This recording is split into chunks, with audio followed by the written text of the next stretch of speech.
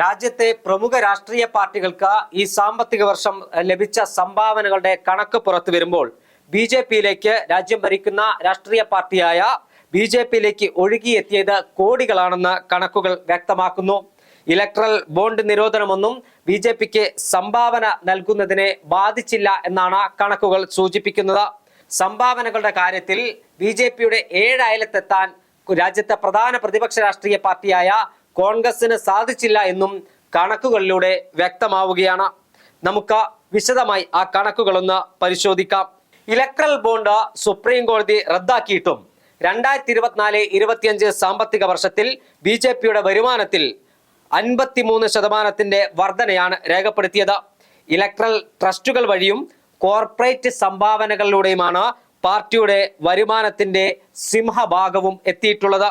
Electoral bond supreme കോടതി റദ്ദാക്കിയിട്ടും ബി.ജെ.പിയുടെ അക്കൗണ്ടിലേക്ക് കോടികൾ ഒഴുകിയെത്തുന്നത് എങ്ങനെയാണെന്ന സംശയമാണ് രാജ്യത്തെ പ്രധാനപ്പെട്ട രാഷ്ട്രീയ നിരീക്ഷകർ അടക്കമുള്ളവർ, സാമ്പത്തിക വിദഗ്ധർ അടക്കമുള്ളവർ ചോദിക്കുന്നത്.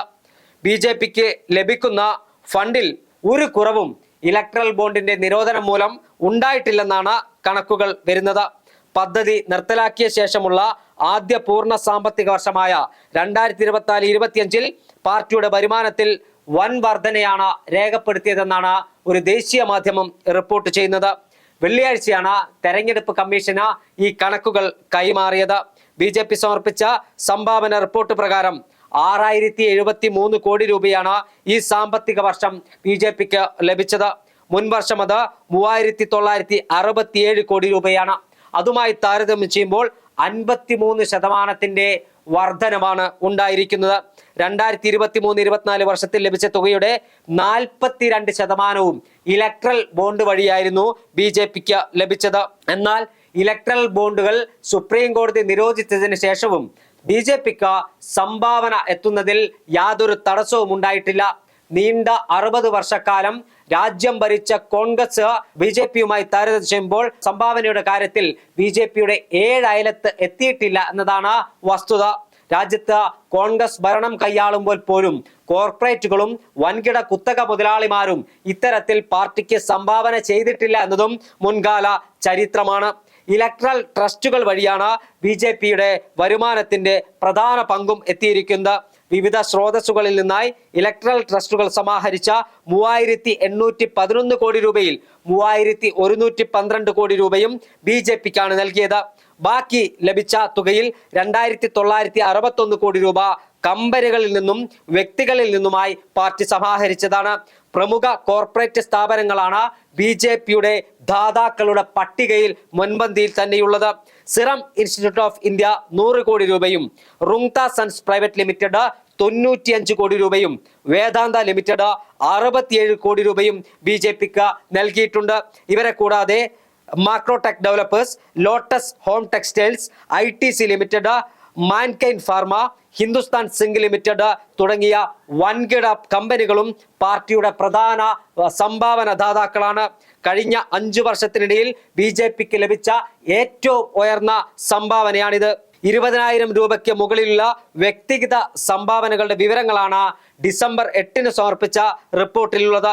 നിലവിലെ നിയമപ്രകാരം ചെക്ക്, ഡിമാൻഡ് ഡ്രാഫ്റ്റ് അല്ലെങ്കിൽ ബാങ്ക് കൈമാറ്റങ്ങൾ വഴി മാത്രമേ കമ്പനികൾക്ക്, രാഷ്ട്രീയ പാർട്ടികൾക്ക് സംഭാവന നൽകാൻ സാധിക്കൂ. ഇത്തരം വിവരങ്ങൾ കൃത്യമായി ഓഡിറ്റ് റിപ്പോർട്ടുകളിലൂടെയാണ് തെരഞ്ഞെടുപ്പ് കമ്മീഷനെ അറിയിക്കുന്നത്. 2017-18 കാലഘട്ടത്തിലാണ് മോഡി സർക്കാർ ഇലക്ട്രൽ ബോണ്ട് പദ്ധതി കൊണ്ടുവരുന്നത്.